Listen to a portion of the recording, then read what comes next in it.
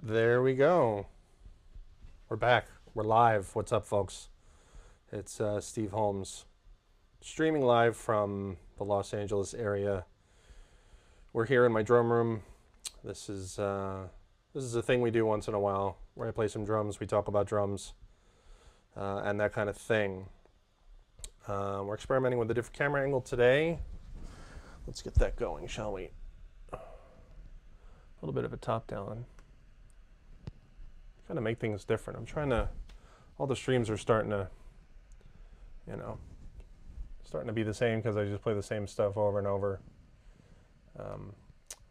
Trying to get some play along tracks or maybe play along with a click or something, and I just need to get like the monitoring thing going, which is a bit of a challenge. So I don't have that quite happening yet. So we're just going to do a little improvising.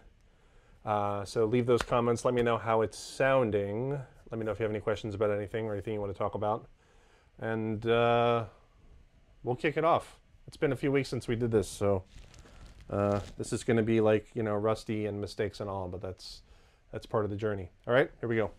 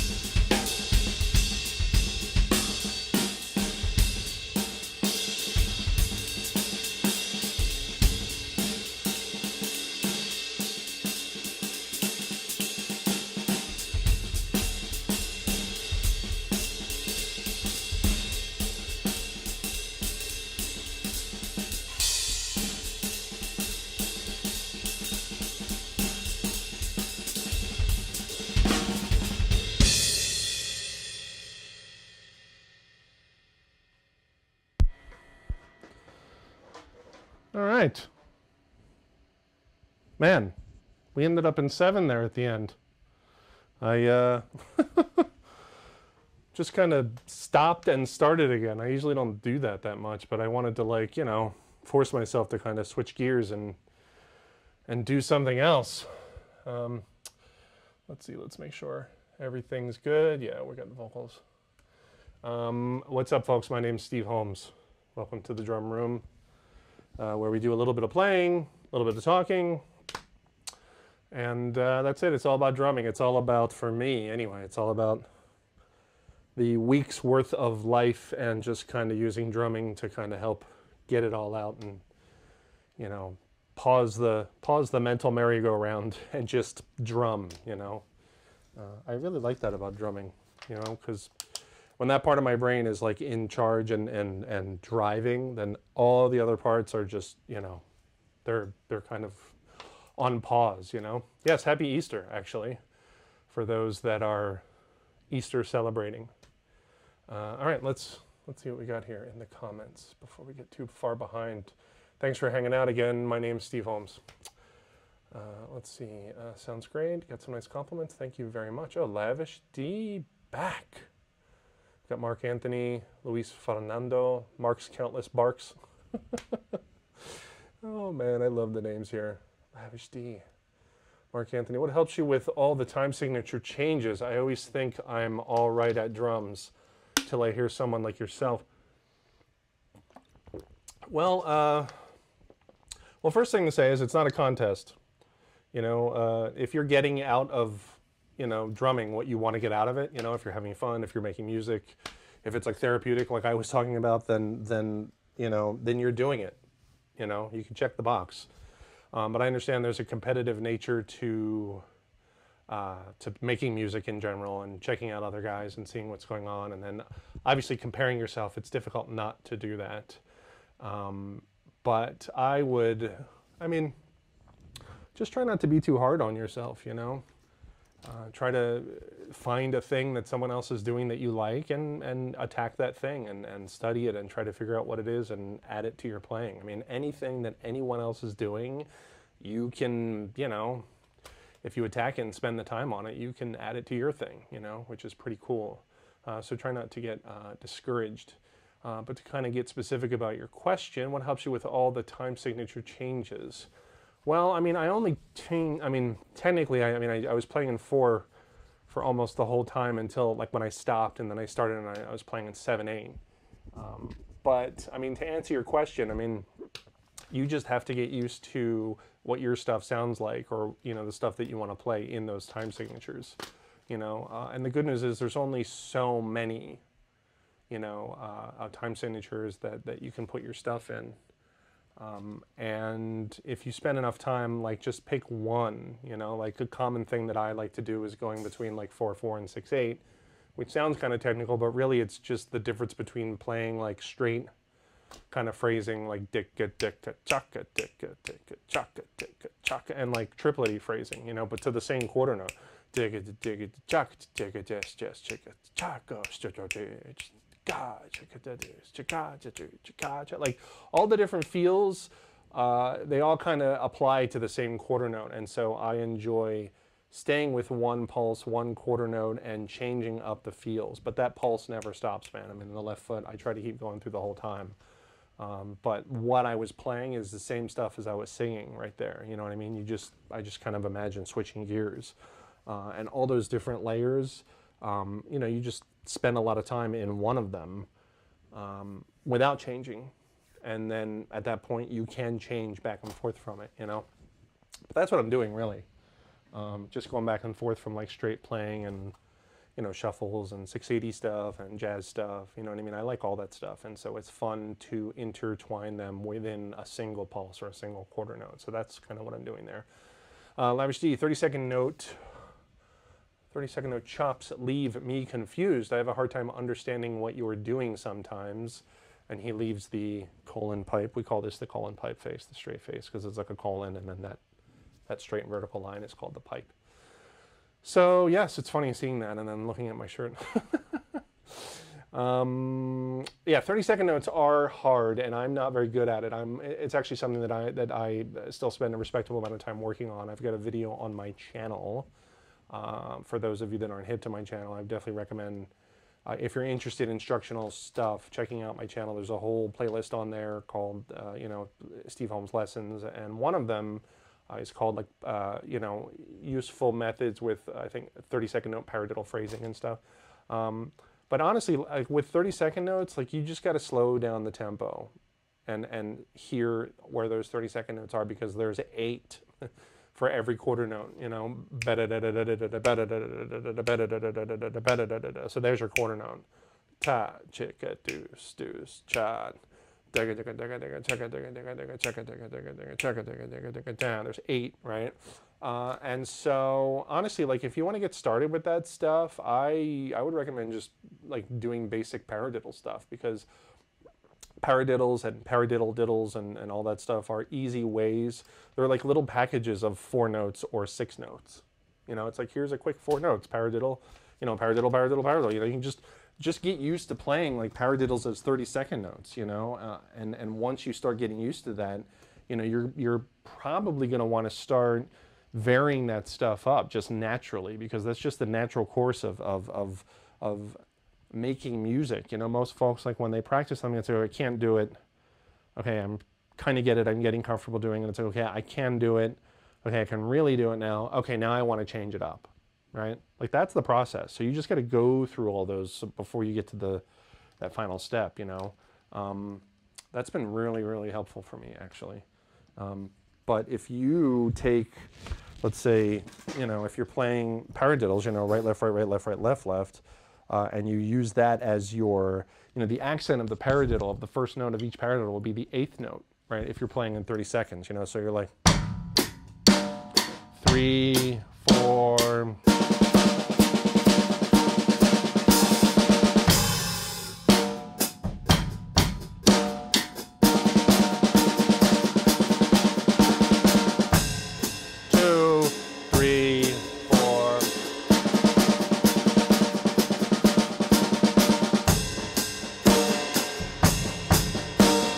And that sounds like, of course, Steve, of course I can do that. Anyone can do that. It's like, okay, well, a lot of people can do like steps 1 and 2 and 3, but like the more steps you get, the more people are just going to bail, because the more challenging something gets, then the more, less people are, they're not willing to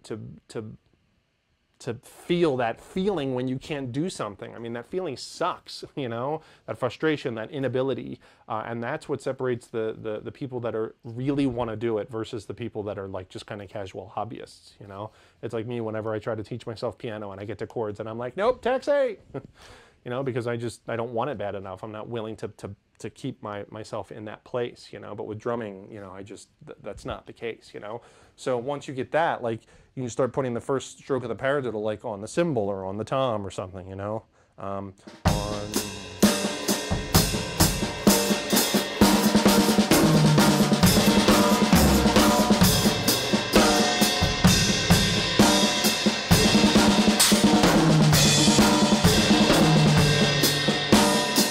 I'm really trying to get that feeling internalized of those 8th notes, those 8 notes rather.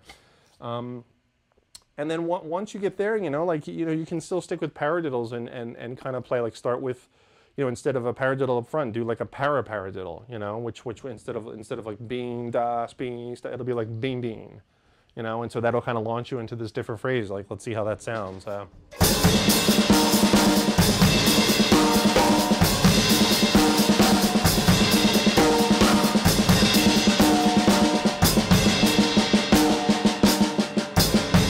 So it's a paradiddle up front. Right.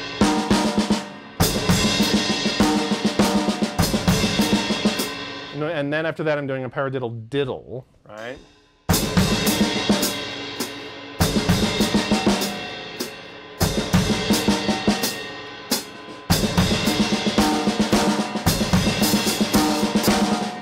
And then back to normal paradiddles, right?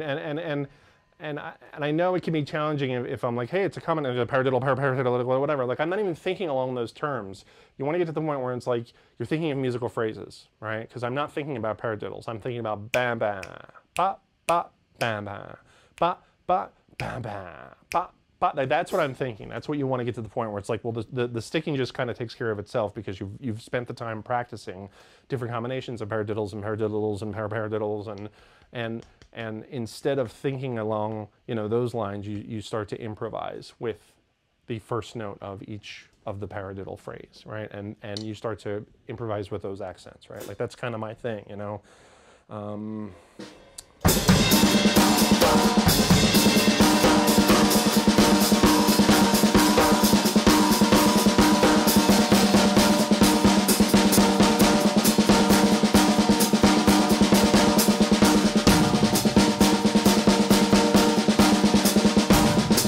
that kind of thing, like literally accenting ba ba ba ba ba ba ba ba ba ba ba ba ba ba ba ba ba, right? Very simple phrases, like these things that I'm singing, right? But each one of those notes is the beginning of a paradiddle thing, whether it's a paradiddle or a paradiddle or a paradiddle, like whatever, and so just come up with one bar, of accents that you like and figure out what the paradiddle sticking is in order to create that phrase without stopping the 30-second notes, and just write it out if you have to. It's really easy. Just write out 8 notes, times 4, it's 32 notes. 30-second notes is what we're talking about. There's 32 of them.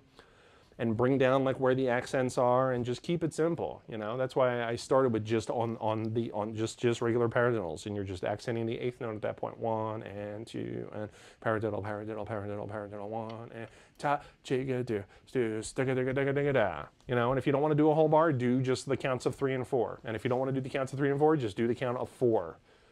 Play a groove for 3 counts and then just do the 2 paradiddles on the count of 4. Boom. Da, chicka, doos, doos, chaka, digga, digga, digga, da. And slow it down if you have to. You just got to force feed that concept into your head. Chaka, digga, digga, digga, chaka, digga, digga, digga, chaka, digga, digga, digga, cha. This is just the super tip of the iceberg. Eventually you'll start replacing like paras with your hands and doing like doubles with the feet and all kinds of stuff. You know what I mean? So let me just kind of improvise with that a little bit, and I'll just try to stay on topic. I'll just try to stay with paradiddles, but it'll be like this is kind of what I do when I practice this stuff. I just kind of turn on the paradiddles and I improvise around the kit and just try to play different accented patterns, and I just go back and forth from that to grooves. All right, so let me just kind of do that. This is like me, what I would do when I'm working on this stuff.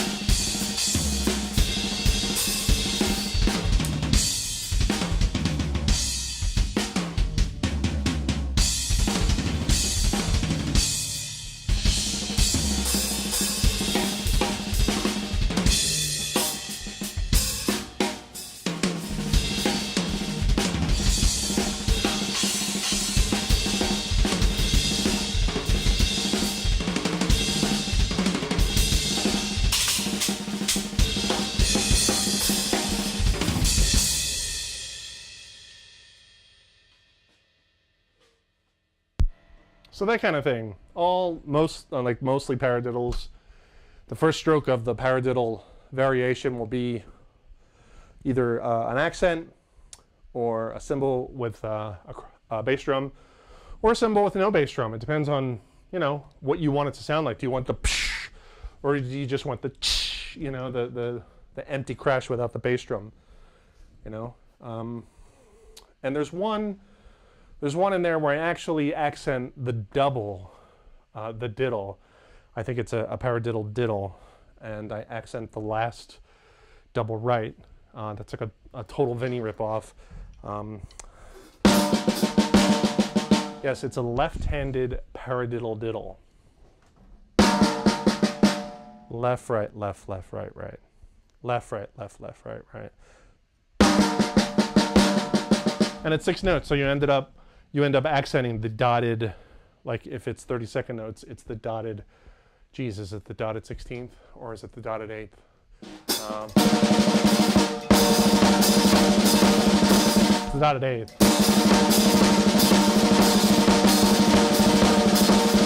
The point being is that last double right, you put that on the ride cymbal with a bass drum.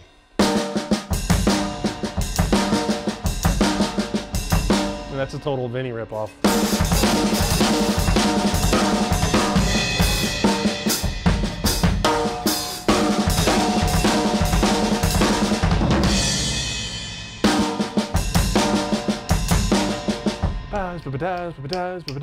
Like you put that on the hi-hat with the snare drum as a groove, you know, that's like a total jungle, you know, drum and bass kind of thing.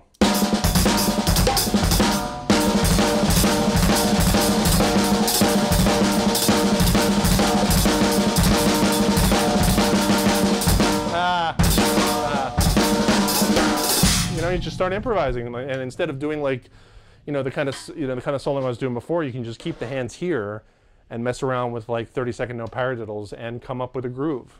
You know, there's a groove on a tune called Moctiv that I play with this trio, and it's totally that. It's like,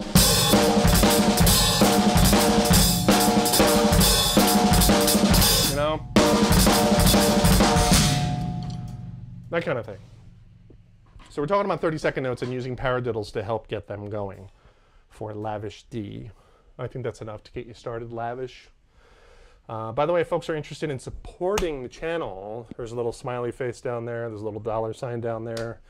You can leave what's called a super with a donation, and we're trying to upgrade the setup here, get some more cameras, get a camera switcher, and that kind of thing. So if folks are interested in supporting through the stream, that would be great. Also, if I leave this on YouTube, there's a little thanks button there where you can also make a donation.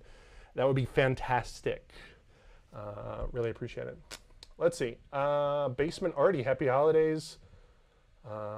Troy from New Jersey. Oh, yes. From New Jersey. Happy holidays. Mark Anthony, need more cowbell. That snare roll, though. Let's see. Cosmo Kramer, just incredibly good. Is your heel up all the time or down sometimes also? Mostly heel up. I'm not sure what foot you're talking about, though. For my bass drum, it's definitely heel up. Let's see. From Italy, happy Easter. Thank you. That ride cymbal, is it a K Custom Special Dry? It is. I adjusted my, you guys probably noticed, I adjusted my stand, and it's kind of like, you know, it's a little too, like, see, it's a little too horizontal, and so I was kind of, you know, wrestling with it during the improv section at the beginning. But I don't know, I find it kind of challenging. But yes, it's a 20-inch K Custom Dry Light. And yes, it's old. It's probably older than 2010. This could be like late 90s, maybe 2000. But yes, that's the ride. All right, let's keep it moving here. Happy Easter. Yes, of course. Happy Easter, folks. Geez, I think we're all caught up with the comments. So yeah, I guess I'll just play some more. I was playing 7 earlier. That was kind of fun. And then at the end, I actually did like that paradiddle 30-second note thing we were talking about earlier. I was actually doing that in 7. So, you know, if you end up practicing that stuff, and you start to get some traction with it, you can kind of, come back here and check that out, and maybe you'll start to hear the accents. It's all about hearing the accents. All right. So, all right, I guess I'm just going to play some more. The comments have worn themselves out. Everyone's like busy with their Easter stuff, so happy Easter. Again, my name is Steve Holmes. Thanks for hanging out. Leave those comments, leave those questions. I'm just going to play a little more. Okay?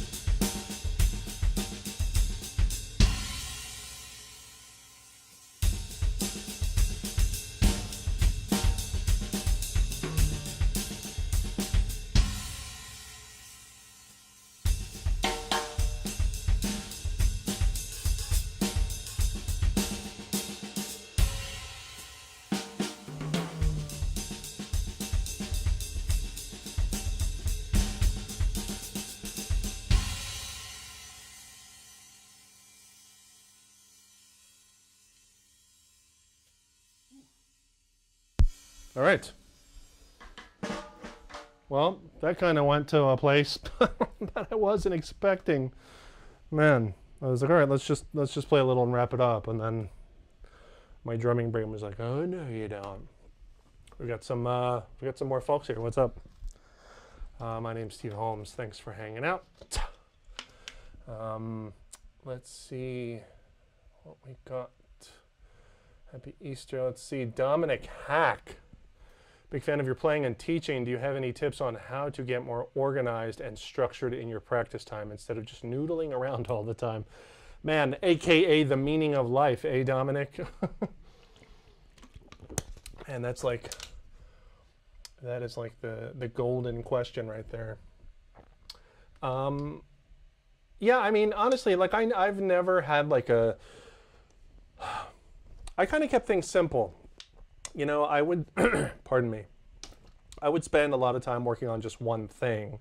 And so I never had to worry about, like, oh, for an hour practice this, and then for another hour practice this other thing, and then for another hour practice this other thing. Like, when I was young, I did a little bit of that, and even then it was never more than like 3 things. And so, like, if you can't keep track of that, then you need to try harder, you know.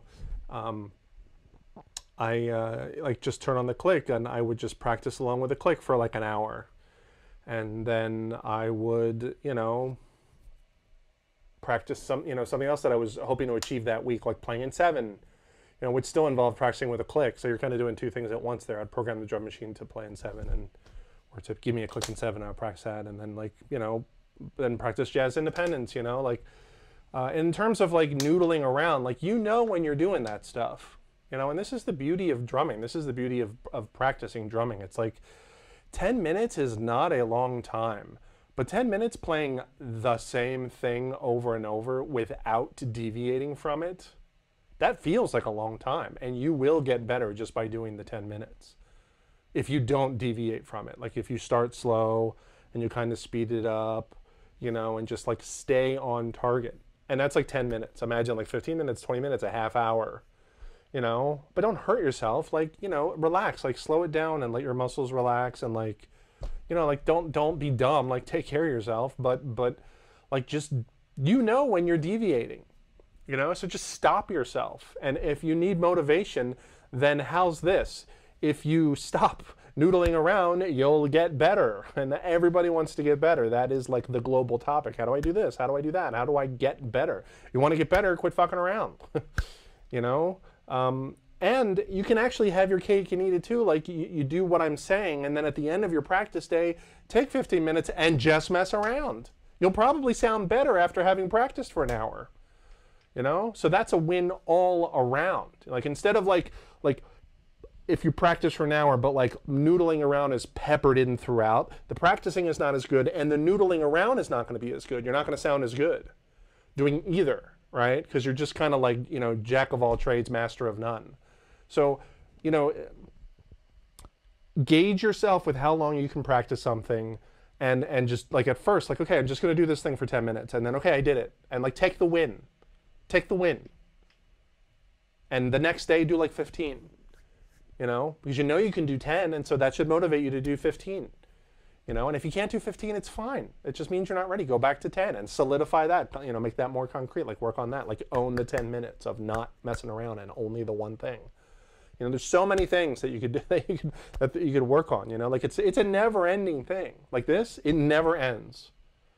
You know, and that's a common thing that folks do is like they kind of do what I call like the you know, they check the box. It's like, oh, I don't need to work on this anymore. Rock grooves, I can do that. You know, like check. You know, and you know, you can always work on that stuff. You can always get better at that stuff. You know, so just take 10 minutes, work on that stuff. You know, practice something else for 10 minutes that contrasts the first thing, so it gives you like, you know, respite or relief. You know, like practice jazz for 10 minutes and then practice like a halftime rock groove to a click at like 60 BPM. It's completely different. You want something different? There's something different. You know, or practice like just your hands, like practice clean double stroke rolls for 15 minutes at different tempos, and then go back to playing with a click. Like these things all contrast each other so that when you return to them, like it'll feel, you know, fresh, because what I was just doing is nothing like what I'm about to do. you know. So yeah, that's my advice. Like just the motivation of getting better, which you will do. And like 1 year isn't that long, really. Like because people like I've been playing drums since I was like 6th grade, you know, and I'm still like working on stuff. And so like just don't be in a hurry, but just do it right, you know. Don't noodle around, you know. And the motivation of getting better is what should drive you. You know, because chances are, like I said, if you don't noodle around and you only practice like idea 1, idea 2, idea 3, right? Like whatever, jazz playing to a click, my like hand technique, whatever, paradiddles, 30-second no paradiddles, like we were talking about before. Like practice these 3 things for like 45 minutes. It's not even that long. It's like 15 minutes each, right? And you get the last 15 minutes to do whatever you want, mess around, play along your favorite track, you know, like get it out. Because you have to do that too, man. Like the noodling, the improvising, the having fun is important. It's the reason why we do this, right? Just if you do it in the right, you know, balance, in the right organization that we're talking, then all those things are gonna get better, including the noodling. So that's what I got on that. I feel like I'm beating the dead horse at this point. Let me know if that helps you, Dominic. Let's see, Uri Lamas. See, any tips for developing bigger phrases for solos? I'm fairly pleased with my technical ability, rudimentary-wise, but I'm having difficulties coming up with proper musical phrases. Man. All right. Actually, I have an answer for that. It's interesting because you say, Uri, that you're pleased with your technical ability and rudimentary-wise, like playing rudiments and stuff. I mean, in my opinion, like the only reason to have like good technique is so that you can play phrasing, right? And the process that I ended up kind of, you know, taking in was, you know, when I started learning like kind of advanced like 1 lick, you know, that could be like 2 counts long, you know. You have to hear. Like if there's a lick that you like or a phrase that you like, in my opinion, you have to hear it like in terms of like, what is the intention? Like, what is this lick saying? You know, what are the accents saying? Like, you got to be able to sing it. Like I sing the drumming stuff all the time. Right?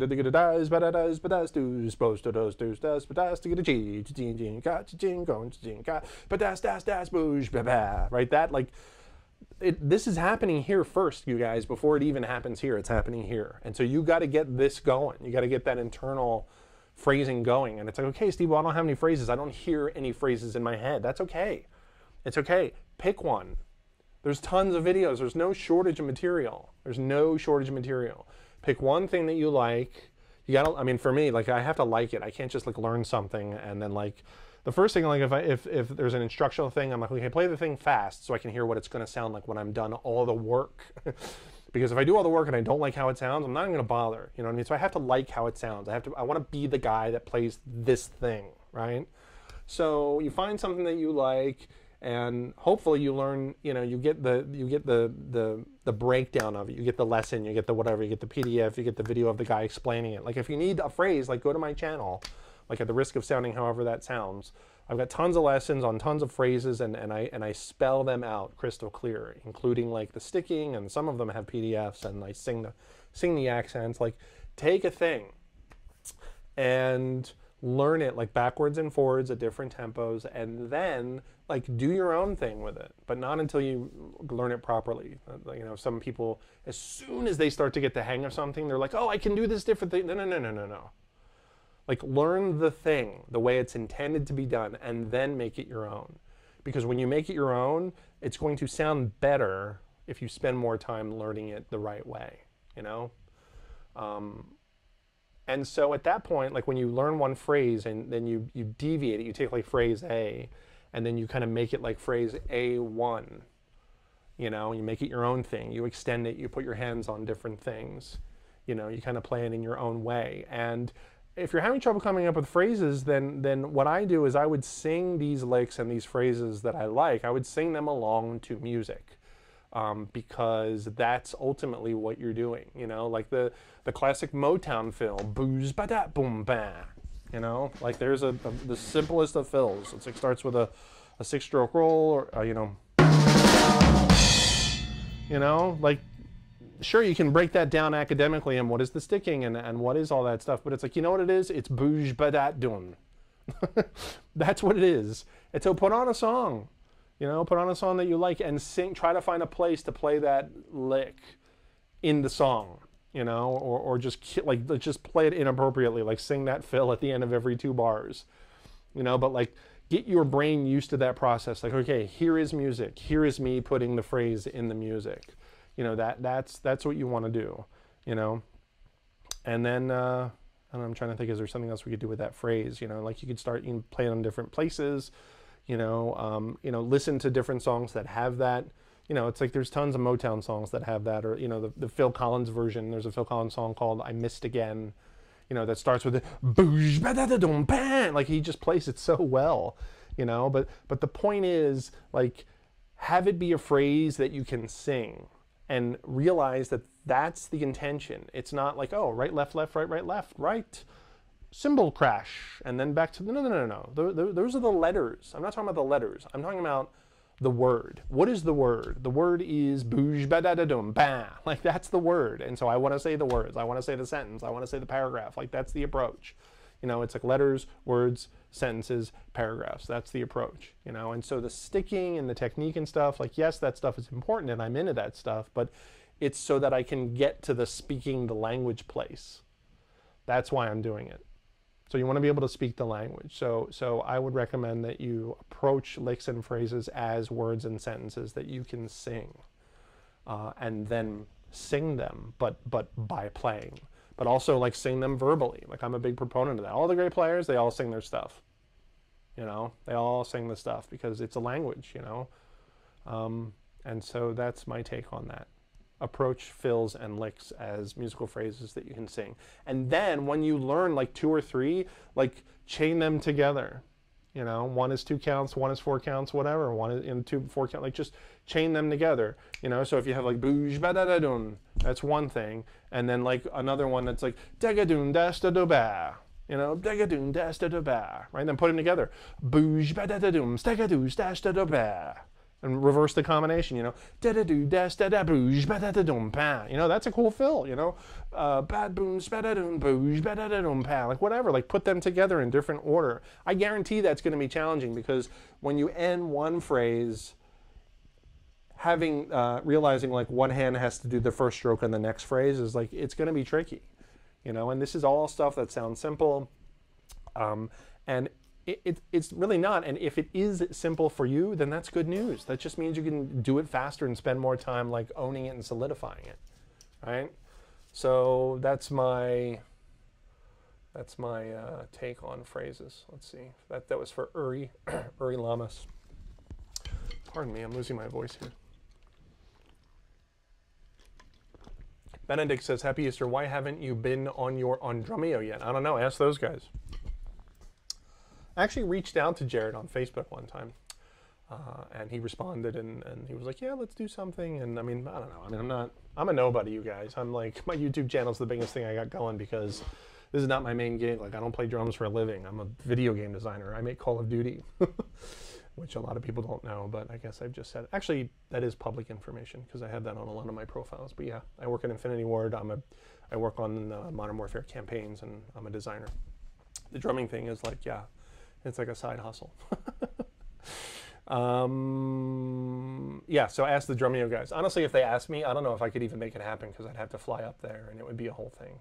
I would probably do it though, because I think actually Drumeo is so much better than the drum channel because their production and their sound in particular, like, they always get an amazing drum sound. And some of my favorite drumming in the last like 10 years is like Gergo Borlai on Drumeo, Dave DiCenzo on Drumeo. Like, if you guys haven't seen Dave DiCenzo on Drumeo, like, I almost don't want to recommend it because you're just gonna like get frustrated.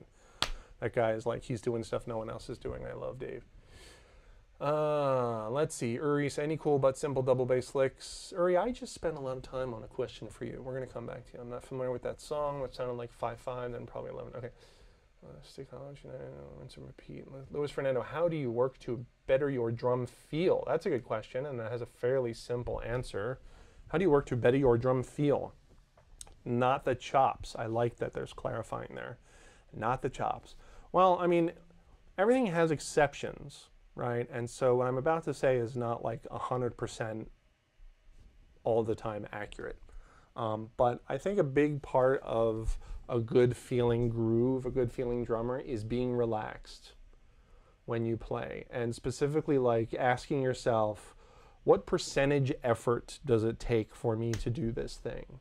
Because I guarantee it sounds like that. If it takes 100% effort for you to play the thing, it sounds like it. And that's not necessarily good.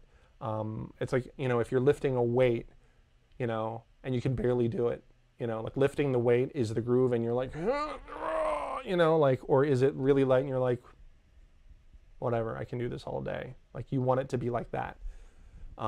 You want to practice it so much. You want your physical technique to be such that it's easy, you know, within reason. And so that way you sound relaxed when you play it.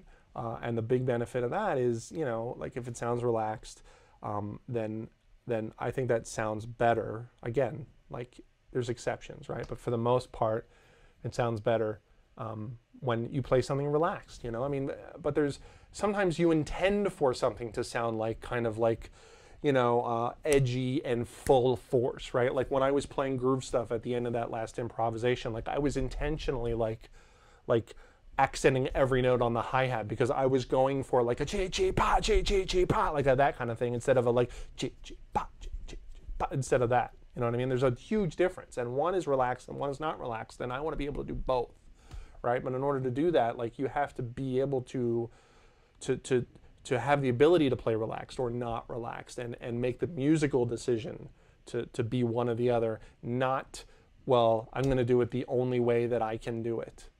Like, I don't want to be that guy. I want to have options so that when you're in the band and the guy's like, hey man, on the B section, like, can we kind of just bring it down a little bit and like kind of get it flowing a little bit? And you're like, yeah, no problem. You know, that's the guy that I want to be. That's the guy that you know, that's the guy that I want to be. Hey guys, look, it's Matthias Knorr. Every time I say your name different, Matthias, I'm really sorry. Anyway, everyone should click on his name and go to his channel. He's an amazing drummer. What's up, Matthias?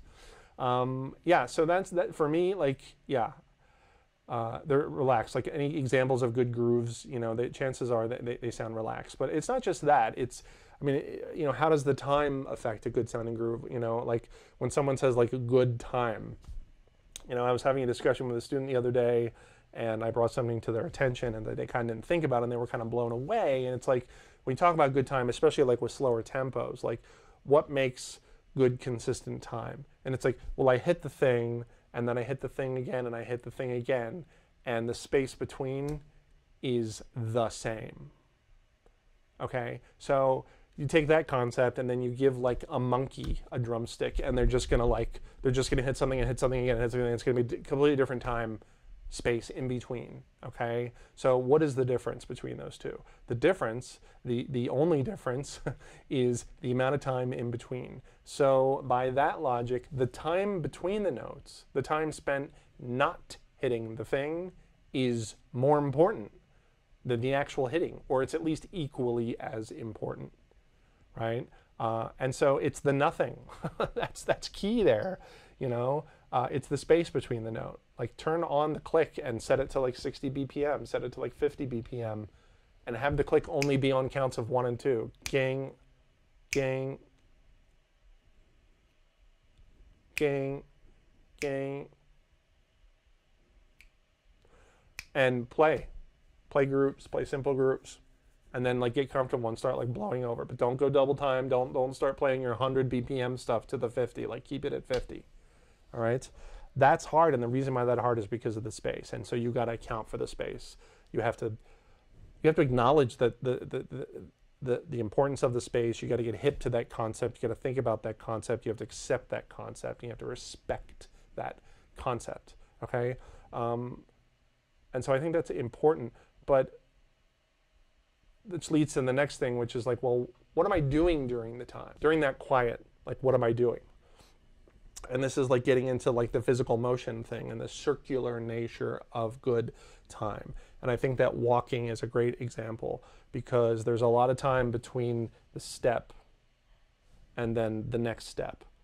You know, the feet are doing a thing. It's like step and they're doing a whole thing where they're not touching the ground, but that's the timekeeper. It's like pot, pot, pot, pot. It's like that circular thing that keeps it even, so that you don't just hit the thing and then wait doing nothing, and then hit the thing and wait doing nothing. Like, that's robotic. You don't want to do that. You want that kind of circular thing, which is why I like the Moeller technique and like what your limbs do in between each stroke. Of course it plays a part in your time. Of course. You watch Steve Gadd.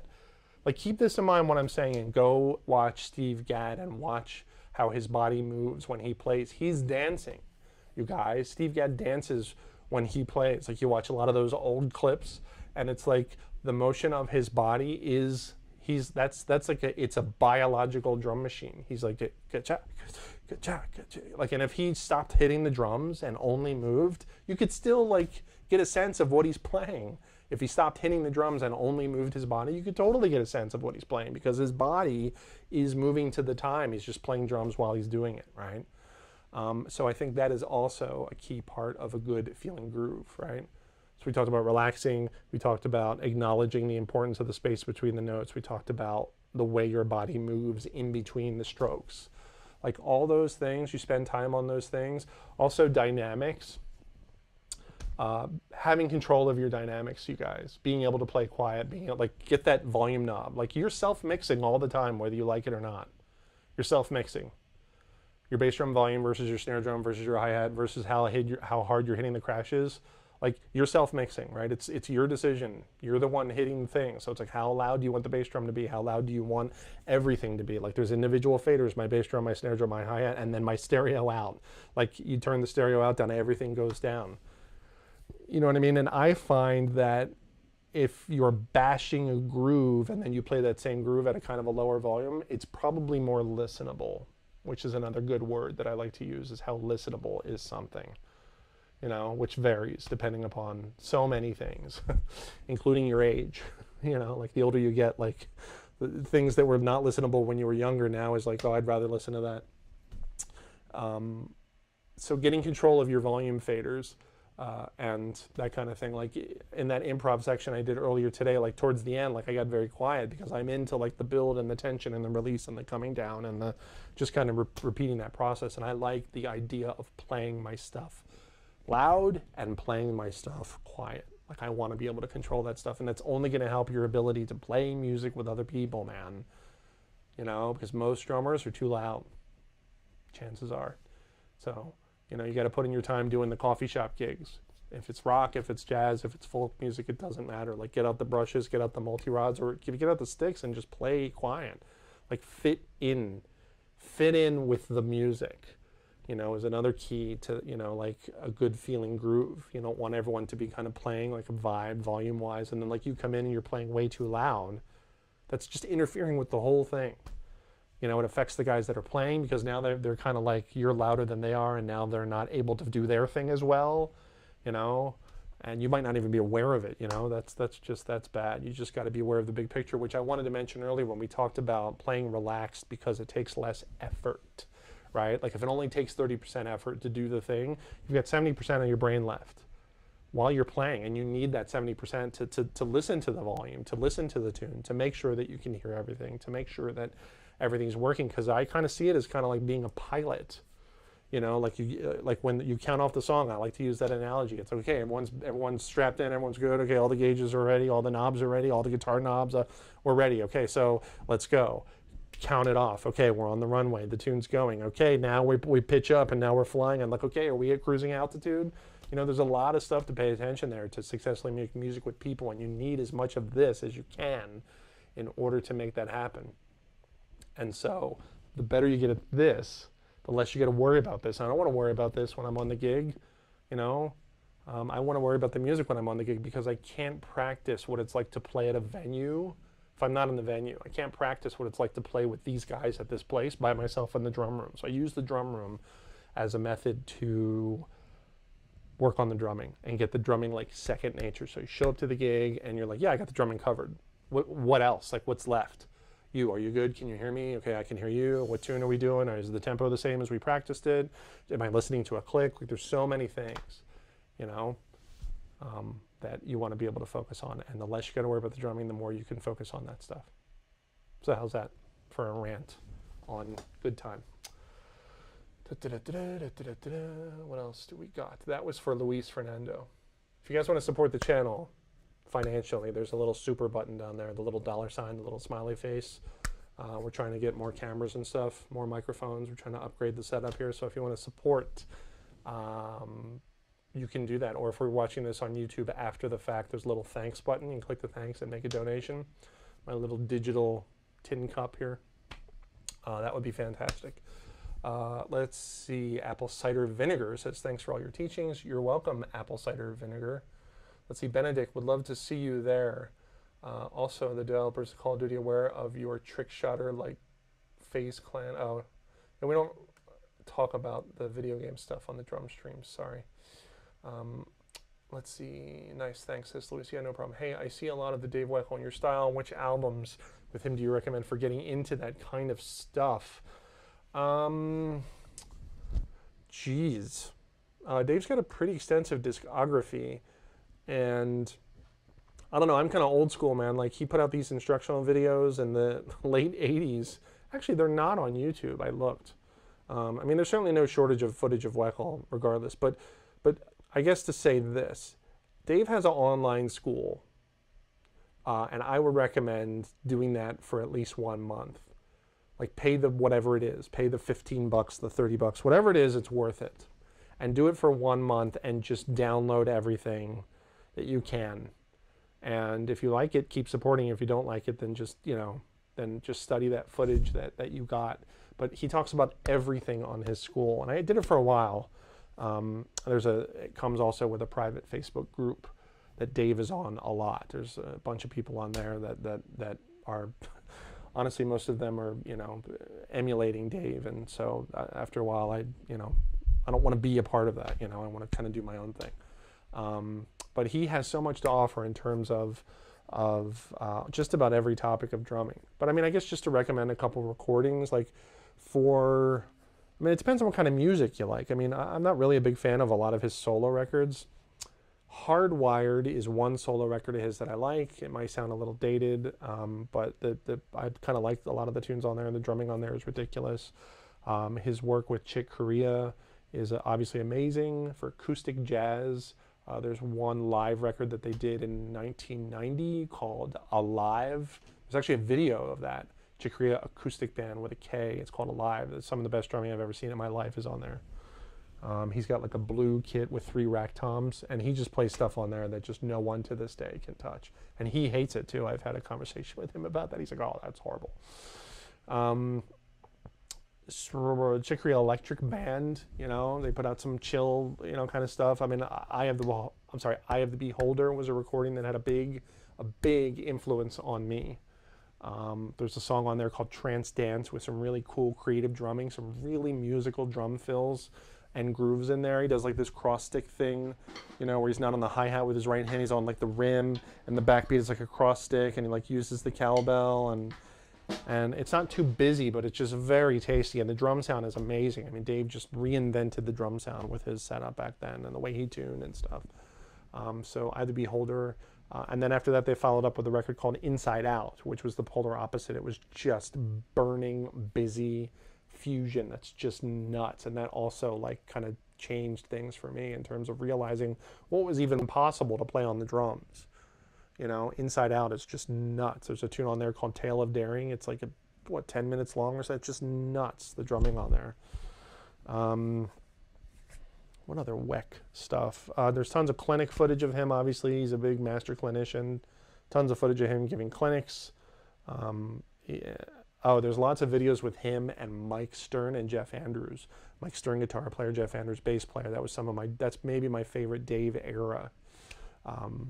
Man, he's got 3 rack toms, and they're playing like all kinds of like straight ahead jazz with stuff with backbeats, and he just plays amazing on there. Mike Stern and Jeff Andrews and Dave Weckl, that trio, just ridiculous. So there's some Dave recommendations for you. I took 3 lessons with Dave, actually. I'm kind of acquaintances with him, to say the least. He's a super nice guy. Veronica says, Happy Resurrection Day. Hello, Veronica. Rika S says, what do you recommend for a click track? Anything. Literally anything. Anything that works. That's what I recommend. There's lots of apps that are very like you can program different stuff, and I don't have one in particular that I think is any better than the others, because they all keep updating them and changing them, and it's just like pick a lane already. But you know, I don't know, like just any metronome app, just practice with a metronome. It doesn't matter which one, preferably one where you can program it to turn on and off like without stopping, like I mentioned before, like where it gives you the click for like one bar and then it's silent for another bar, and like that's your loop. So you have to play on your own for a bar, and then hopefully when you come back you're still in time. So there's that.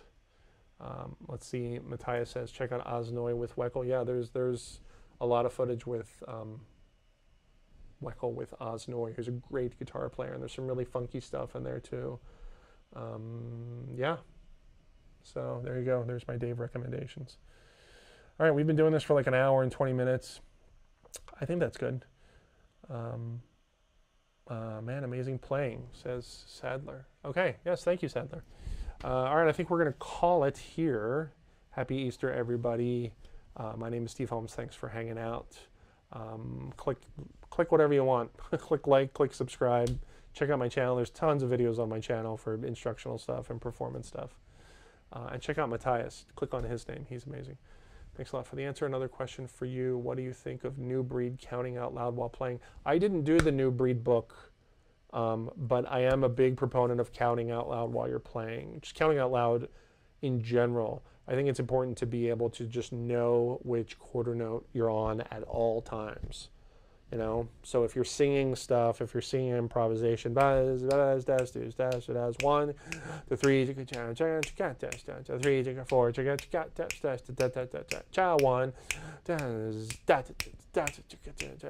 1, 2, 3, 4, 1. Like that internal quarter note shouldn't change. It should always be there, and you should know. You should have the ability to know which one you're on at any time while you're playing. All right. Whew. All right, thanks for hanging out, guys. My name's Steve Holmes. We'll do this again. Let's get the silhouette shot here. Let's get the blocking the light. There we go. That's the cinematic thing.